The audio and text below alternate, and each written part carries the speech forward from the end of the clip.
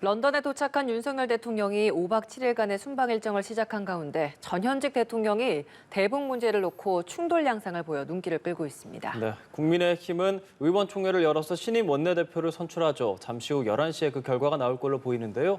그 내용까지 포함한 정치권 이슈들 오늘 장해찬 청년재단 이사장, 권지웅 전 더불어민주당 비대위원과 함께 짚어보겠습니다. 두 분 어서 오십시오. 안녕하세요. 네, 첫 순방지 런던에 도착한 윤석열 대통령 5박 7일간의 순방 일정을 시작했습니다.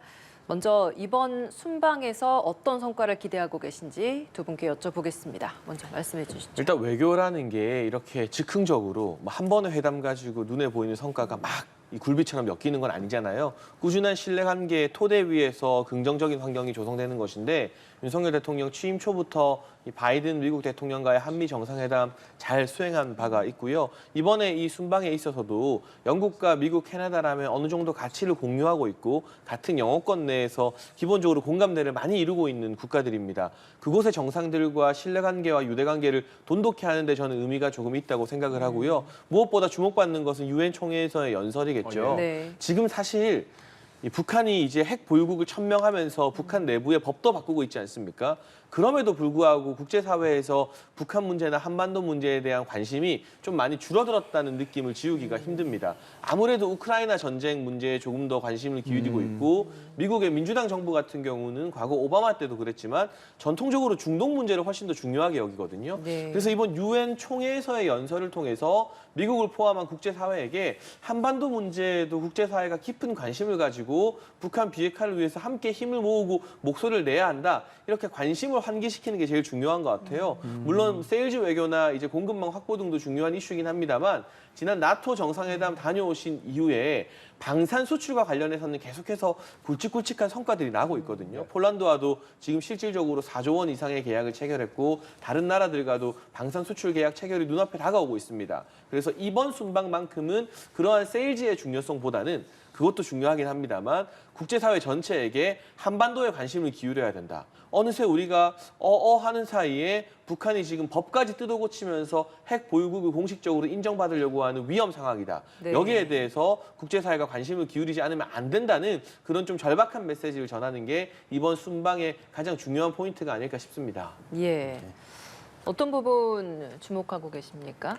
민주당에서 보기에는 사실 좀 기대가 안 되는 순방이기도 합니다. 왜 그러냐면, 그러니까 미국과 가까운 관계를 맺음으로써 어떤 외교적 성과를 내겠다고 해왔지만 지금까지 해온 걸 보면 그런 어떤 성과가 잘 드러나진 않는 것 같아요. 예를 들면 북핵 억제력에 있어서도 네. 뚜렷한 성과가 없고, 그리고 경제적으로 봤을 때도 미국에서 인플레 감축법을 통과시켰는데 전기차 보조금으로 캐나다와 일본에서 생산되는 차는 포함되지만 한국에서 생산되는 차는 보조금이 지급되지 않죠. 그러면 아무래도 한국의 자동차 산업에는 영향이 클 수밖에 없습니다. 그러니까 미국과의 관계를 좋게 함으로써 얻을 수 있는 건 얻었어야 되는데 지금 그렇지 못했잖아요. 그런 상황이 있어서 기대가 좀 덜 되는 부분이 있고, 그리고 이번에 일단 일본 정상과도 만난다고 하고 있습니다. 물론 이제 지금 만난다 안 만난다가 일본과 한국에서 좀 엇갈리는 부분이 있지만 저는 만날 것으로 기대합니다. 근데 이 경우에도 사실 강제징용 관련해서 배상 판결 관련해서 윤석열 정부의 뚜렷한 전략이 잘 보이지 않아요.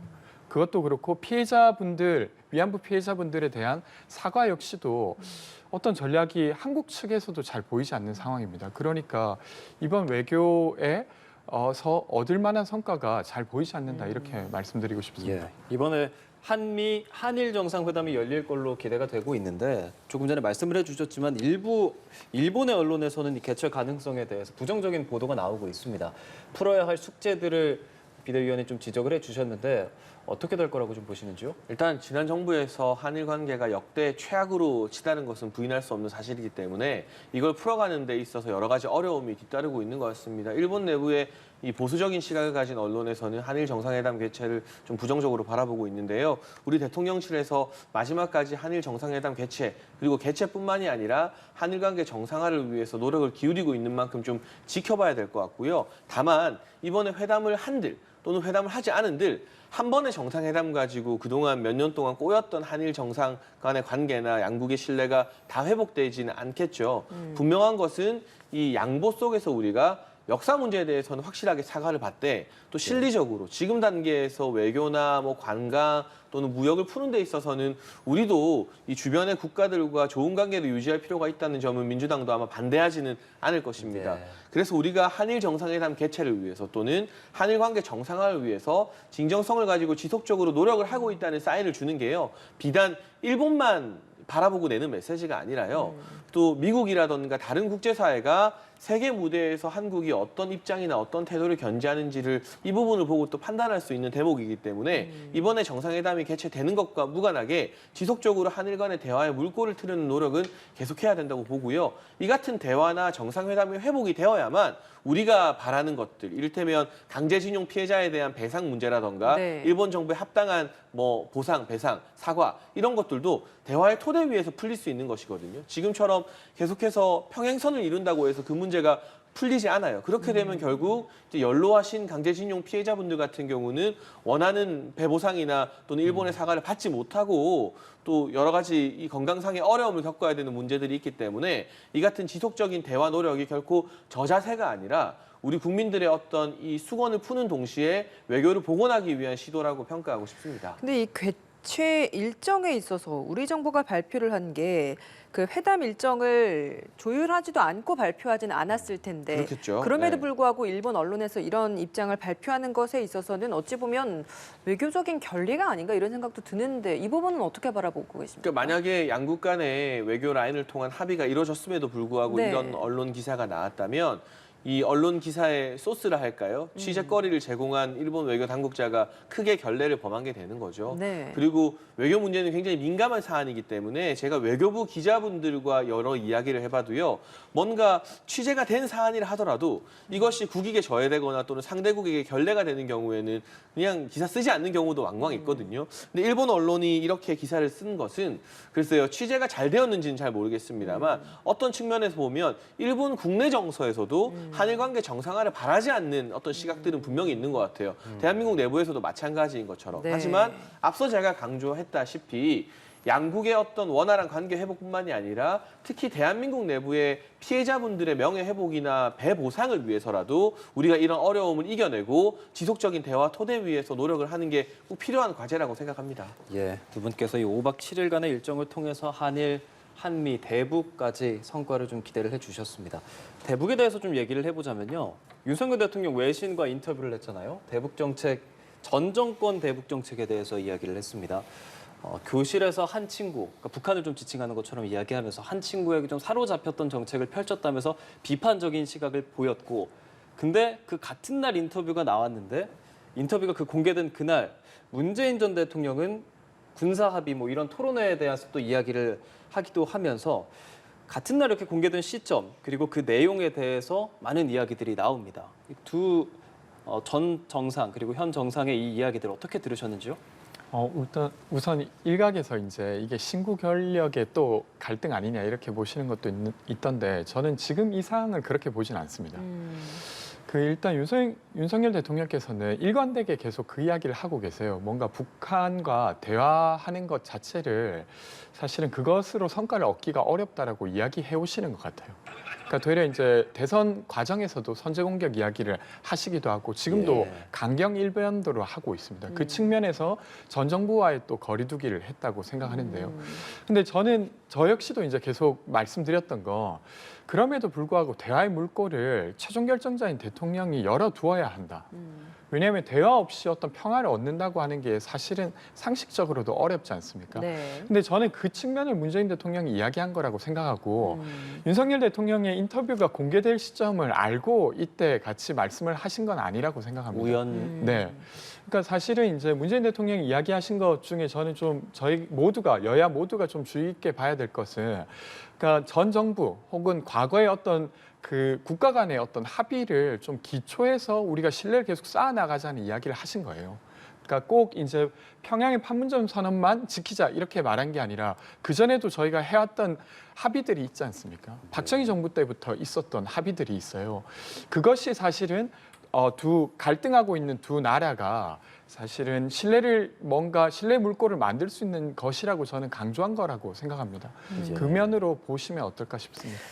윤석열 대통령의 인터뷰 시점을 의식해서 메시지가 나온 것은 아닐 것이다라는 말씀은 하셨습니다만 윤석열 대통령이 유엔 총회 참석차 출국하는 그 시점에 이제 메시지가 나온 부분도 있었단 말이죠. 9.19 군사합의 기념 토론회에서의 축사였고 이게 윤건영 의원을 통해서 이제 서면 축사가 공개가 된 내용인데 그러면 윤 대통령의 유엔 총회 출국에 앞서 발표된 그 시점에 대해서는 또 어떤 의도가 있었다라고 보십니까? 그 문재인 대통령께서 하신 축사의 내용을 보면 그것이 꼭 윤석열 대통령만을 향해서 한 이야기는 아닙니다.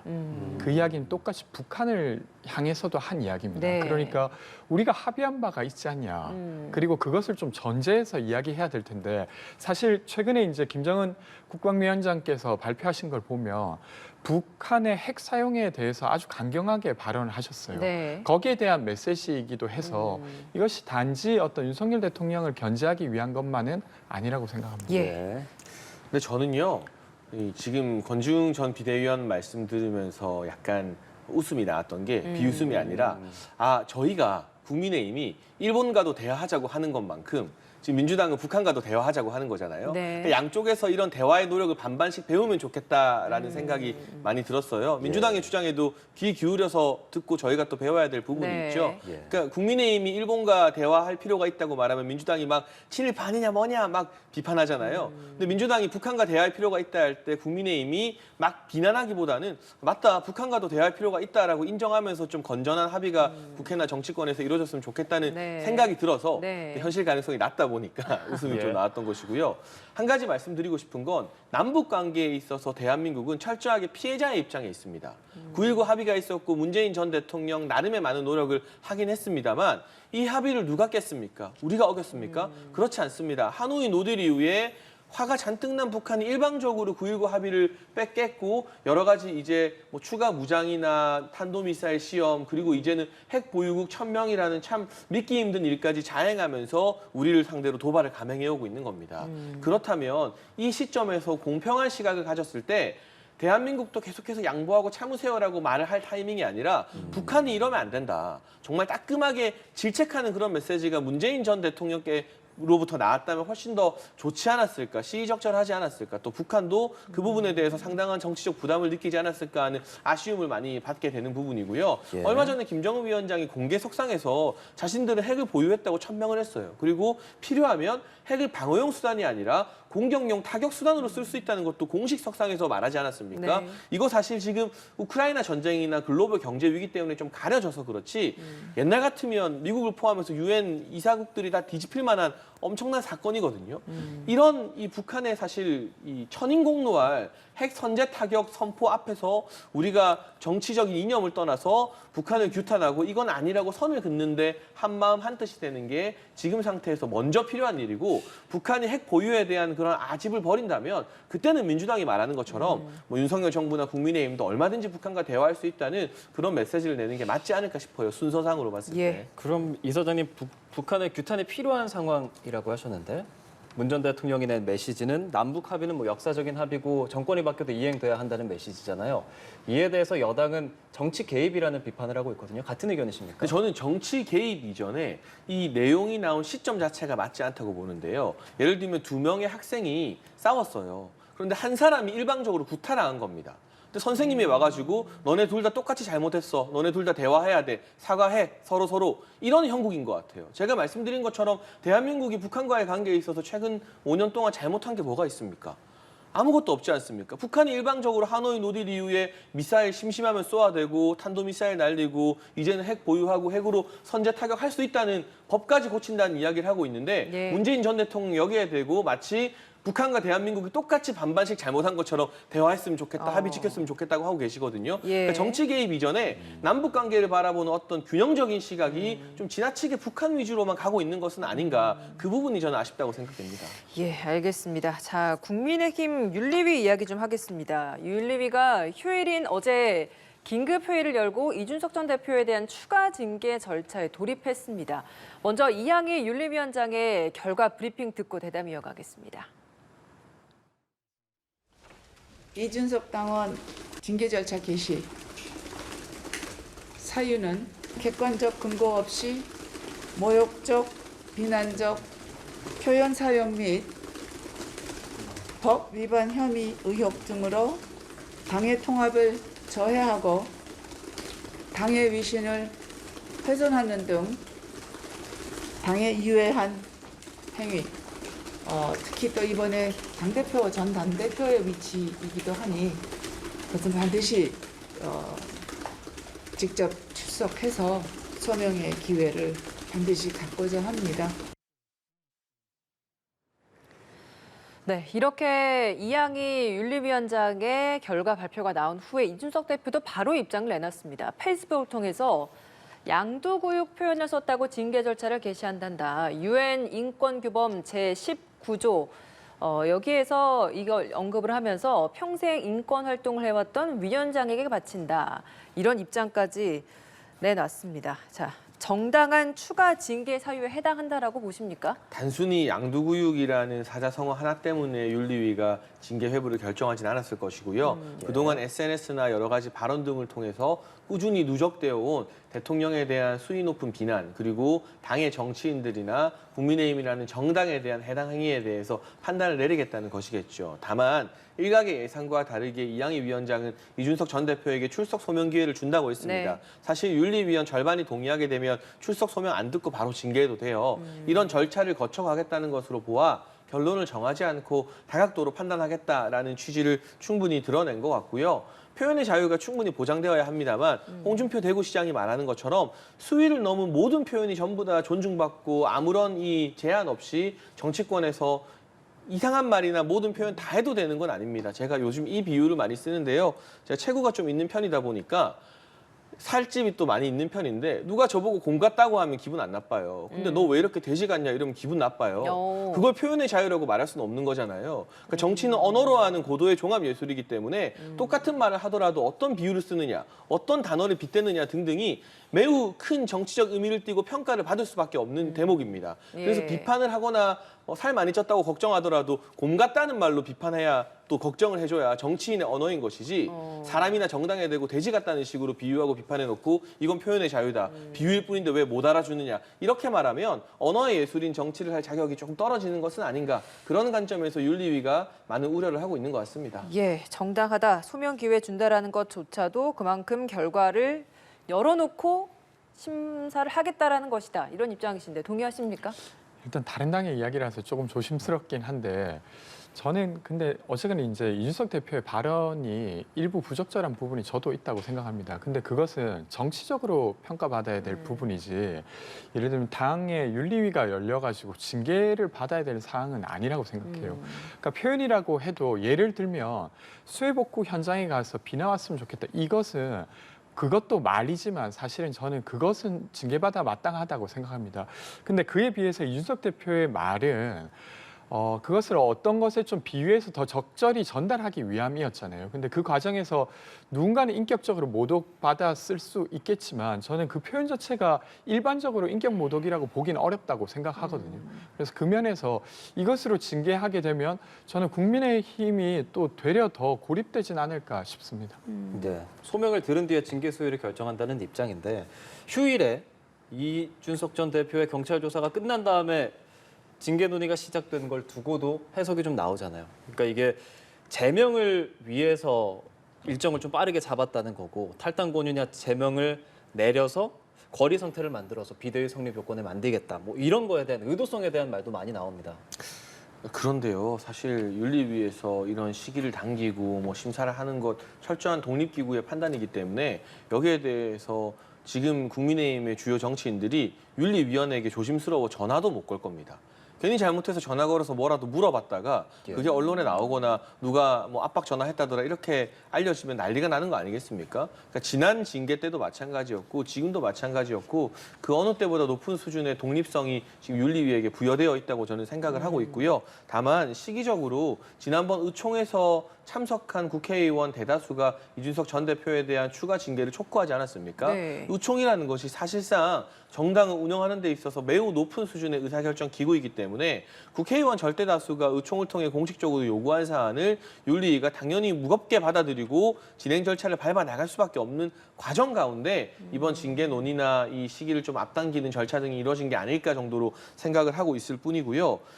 저는 특히 이 윤리위의 판단에 대해서 누구나 다 정치적인 의견을 밝힐 수는 있죠. 다만 이양희 위원장을 가지고 유엔의 이 여러 가지 조항을 말하면서 조롱하는 것은 참 안 좋은 방식의 정치라고 생각을 합니다. 많이들 모르시지만 이양희 위원장이 유엔 아동 인권 관련된 자문위원으로 오래 활동했었는데요. 예. 정말 그 미얀마나 말레이시아에서 군부 독재가 횡행할 때 예. 실제로 목숨을 내놓고 위기 상황에 처할 수도 있을 때 그곳의 아동 인권 실태를 조사하기 위해서 직접 파견을 나가기도 했었거든요.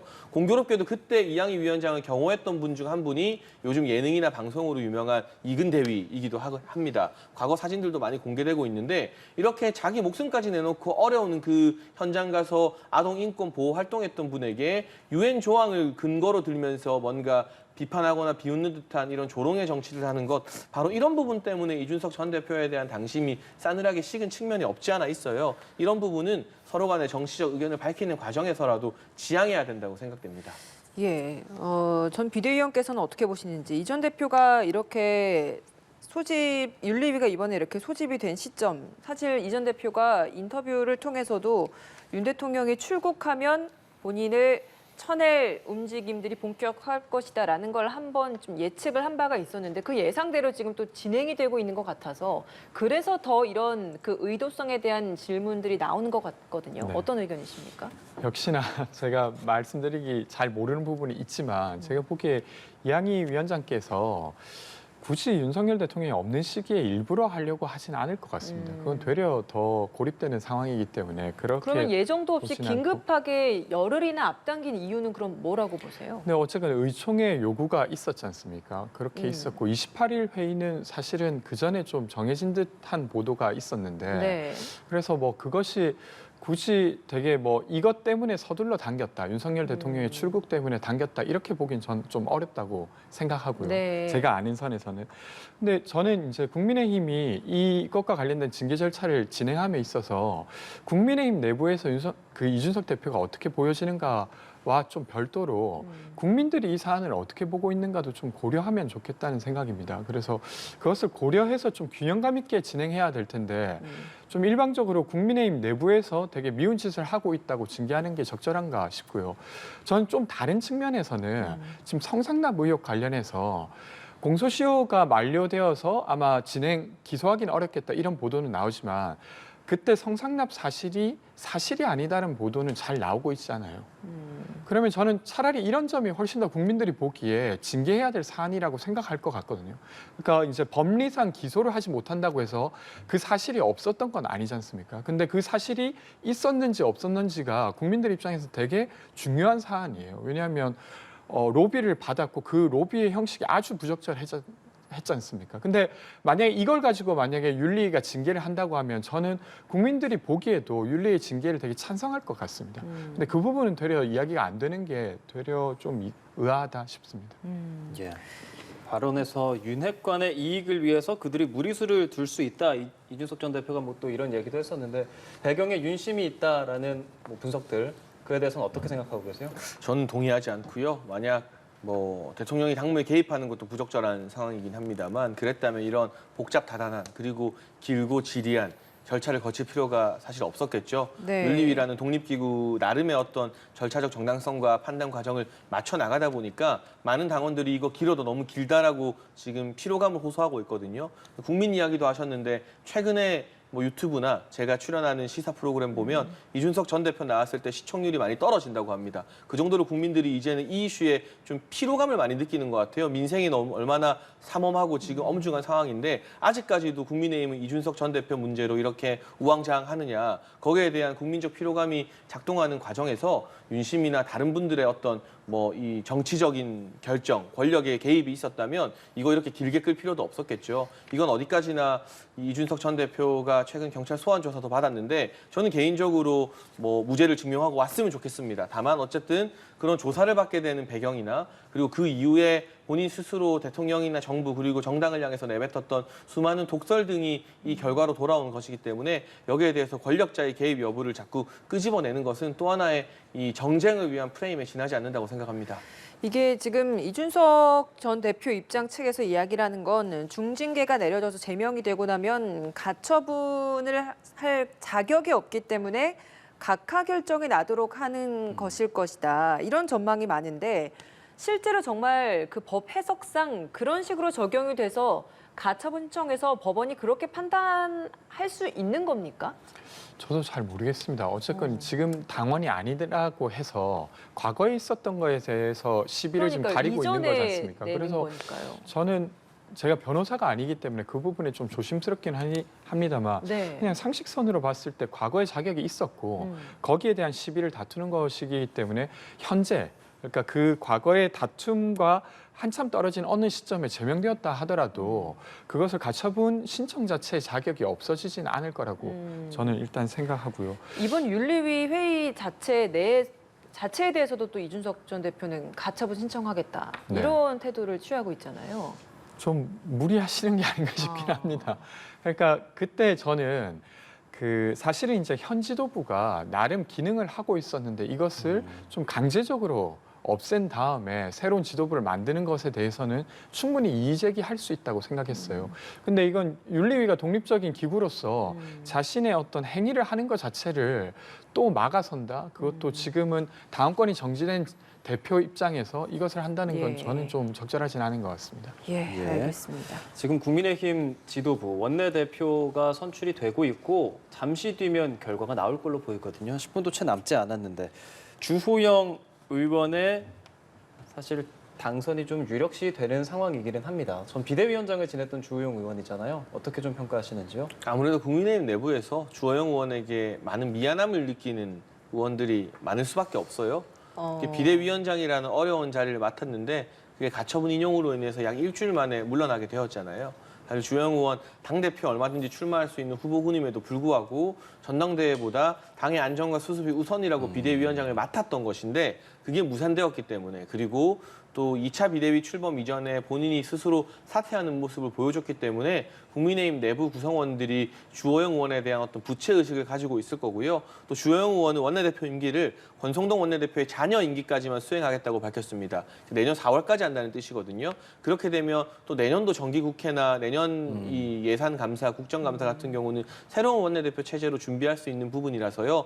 임기를 위기 수습 후에 조금 짧게 마치고 내려놓겠다는 것 역시도 의원들에게 나름의 평가를 받을 수 있어서 또 집권 여당 원내대표 하고 싶은 의원들이 오죽 많겠습니까? 그런 분들 입장에서는 이번 원내대표가 임기 짧게 가져가고 다음번에 기회가 빨리 온다고 하면 그것도 또 하나의 어떤 투표 변수가 될 수 있겠죠. 이런저런 사정 때문에 현재로서는 주호영 의원의 원내대표 당선 가능성이 상대적으로 좀 높지 않나 싶습니다. 말씀해주신 것처럼 원내대표를 하고 싶은 어떤 후보분들이 꽤나 많이 언론 이렇게 보도가 좀 됐었잖아요. 근데 사실상 2파전으로만 치러진단 말이죠. 그 배경을 두고 윤심이 이미 주호영 의원 쪽으로 좀 기울어서 그냥 출마를 포기했다. 뭐 이런 보도도 많이 나오는데. 그러니까 이제 윤심에 대한 이야기를 언론과 정치권에서 많이 하는데요. 대통령께서 직접 뭐 이렇게 하세요, 저렇게 하세요, 당무에 개입하는 방향이 아니라 당 구성원들이 자발적으로 윤석열 정부 성공을 위해서는 어떤 게 도움이 되는 방향일까 고민하고 그에 맞춰서 판단하는 건 너무나 자연스럽고 당연한 일이죠. 그런 일각에서는 네. 또 그런 것들을 뭐 물론 말씀하시는 것처럼 윤석열 대통령이 직접 이렇게 하세요라고 지령을 내리진 않았겠지만 권성동 원내대표가 직접 전화를 돌렸다라고 하고 그러다 보니 이게 자연스럽게 의원들이 받아들이기에는 이게 윤심이지 않을까라고 해서 스스로 알아서 그쪽 방향으로 나아가는 것 여기에 대해서는 과연 바람직한 것이냐 이런 지적은 있거든요. 근데 원내대표 선거에서 의원들의 선거전이 굉장히 치열하게 전개됩니다. 막 회관 가서 커피 마시고 밥도 먹고 막 이게 정말 어려운 선거라고 많이 하거든요, 국회에서는. 그래서 뭐 제가 권성동 원내대표가 어떤 식으로 어떤 전화를 돌렸는지 전혀 알지 못합니다만 이용호 의원 측에서도 인수위에서 정무행정분과 간사로까지 일하셨던 분이거든요.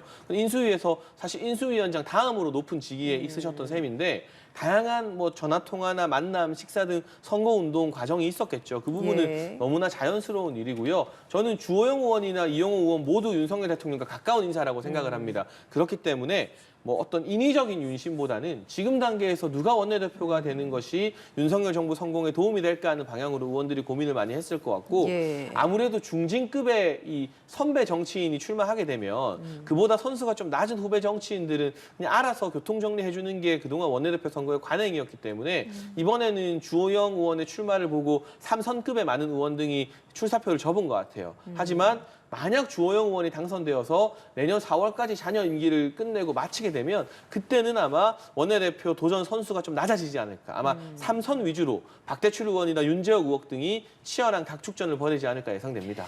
예, 이번 이 원내대표 선거에서 주호영 의원이 유력하다라는 이야기는 많이 하지만 그럼에도 불구하고 그 안에서 이용호 의원이 과연 몇 표를 받을 것인가. 그러니까 반윤 의원들이 오히려 좀 더 힘을 실어주는 그런 두각도 나타낼 수 있을 것인가. 어떻게 전망하십니까? 결과는 봐야 알겠지만 사실 이번 선거에 관심이 안 가는 이유는 역시나 윤심으로 이게 이미 정해졌다는 것 때문입니다. 근데 이제 이것이 왜 그 관심을 안 두게 되는 이유가 되냐면 지금 윤석열 정부가 어려움을 겪고 있는 근본은 지금 윤석열 정부가 지난 한 4, 5개월 동안 해왔던 것이 국민의 지지를 얻고 있지 못해서예요. 그러면 그것을 적절히 견제하면서 이끌 수 있는 좋은 그런 힘이 있는 여당을 국민들은 바라고 있는데 이번 원내대표 선거가 그것과는 전혀 무관해 보이기 때문입니다. 그래서 저는 사실은 이제 조영 의원 같은 경우야 국민의힘 내부를 잘 규합할 수 있으신 분인 것 같아요. 그리고 지금 국민의힘은 그것이 필요한 게 맞고요. 근데 조금 더 멀리서 보면 사실은 윤석열 대통령과 갈등할 때는 갈등할 수 있는 원내대표가 필요한 것 같은데 그 역할은 전혀 하지 못하실 것 같습니다. 그러니까 지금 윤석열 정부에게 좀 적절한 제동을 걸 수 있는 국민의힘 지도부가 안 만들어질 것 같으니까 저는 기대가 안 된다고 생각하고 그래도 만약에 이제 조영 의원이 아닌 다른 의원이 좀 표를 많이 받게 된다고 하면 그런 기대의 가능성이 조금 더 높아지는 것이겠죠. 한편으로는 국민의힘이 고안해낸 그 가처분 인용에 대한 플랜 B가 주호영 원내대표 체제인가? 이런 이야기도 있는데 여기에 대해서는 어떤 생각이십니까? 제가 거기까지는 잘 모르겠습니다. 예. 플랜 A와 B에 대해서 예. 들여다본 적이 가처분을 없습니다. 인용할 경우에 새 원내대표가 당대표 뭐 직무대행을 맡는다거나 뭐 이런 가능성에 대한 이야기거든요. 그렇죠. 워낙 남부지법에서 지금 비상식적인 법적 판단을 한번 내렸기 때문에 말도 안 되는 판결이 2번 나오지 말라는 법은 또 없어요. 그 경우에는 이제 부득이하게 원내대표가 당대표 직무대행 체제로 당을 이끌어가야 합니다. 그런 차원에서도 당대표급 중량감을 가진 주호영 의원이 원내대표가 된다면 예. 그런 일이 벌어져서는 안 되지만 만일의 사태를 예. 대비할 수 있다는 것도 있죠. 예, 지금 원내대표 경선 결과가 발표됩니다. 현장으로 가서 직접 들어보겠습니다. 예, 한 가지 사항이 더 남았습니다. 이어서 당은 제55조 제2항 제2호에 의하여 당 국회 운영위원장 후보자 선출안을 상정하겠습니다. 앞서 설명해 드린 바와 같이 국회 운영위원장 후보자 선출은 국회 관례상 교섭단체 대표 의원이 국회 운영위원장을 겸했으며 선관위 결정으로 의원총회에서 박수로 추인하기로 의결하였습니다. 이의가 없으시면 모두 큰 박수 부탁드리겠습니다. 그러면 의원들의 박수로 당선이 확정되신 당 국회의장, 부의장, 상임위원장 후보자 선출 규정 제22조 3항에 의하여 주호영 후보가 당 국회 운영위원장 후보자로 선출되었음을 선포합니다.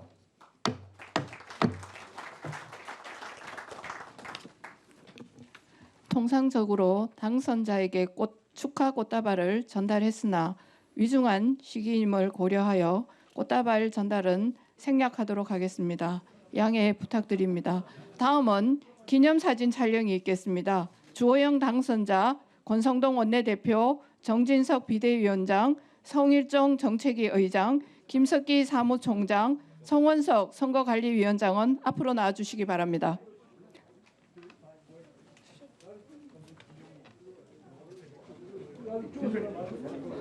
네, 이용호 후보님께서도 함께 해주시면 네, 좋겠습니다. 국민의힘 원내대표 네, 모두 손을 경선에서 높이 들어 오선의 주호영 인사해 의원이 주시기 바랍니다. 새 원내대표로 여러분들께서는 뜨거운 선출됐습니다. 박수로 주호영 축하 의원 인사를 해주시기 바랍니다. 지금 당선된 후에 비대위원장 그리고 이전 권성동 원내대표와 함께 앞에서 기념사진 촬영을 손을 하고 높이 한번 있습니다. 들어서 인사해 주 의원 주십시오. 앞서 정견 발표에서 당의 위기 수습을 위해서 지금 뒤로 피하지 한번 말라는 요청을 많이 돌아주시겠습니까? 받았다. 촬영 그리고 때문에. 권성동 원내대표 잔여 임기 범위에서만 직을 수행하겠다고 강조를 하기도 했습니다.